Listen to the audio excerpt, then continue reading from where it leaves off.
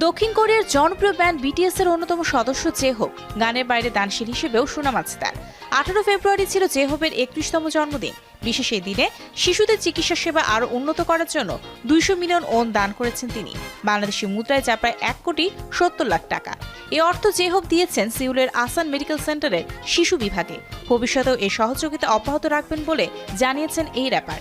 এর আগেও 2022 সালে 100 মিলিয়ন ওন দিয়েছিলেন তিনি। জানা গেছে, জেহোপের দেয়া এই অর্থ চিকিৎসা সুবিধার পাশাপাশি শিশুদের দুরারোগ্য রোগের গবেষণার জন্য ব্যবহার করা হবে। এদিকে 28 ফেব্রুয়ারি থেকে প্রথম আন্তর্জাতিক ট্যুর শুরু করছেন J Hope. Hope on the stage tour নামের এই সঙ্গীত সফরের প্রথম 3 রাত গাইবেন সিউলে। পর্যায়ক্রমে এশিয়া ও উত্তর আমেরিকার বিভিন্ন শহরে মোট 31টি কনসার্টে পারফর্ম করবেন তিনি।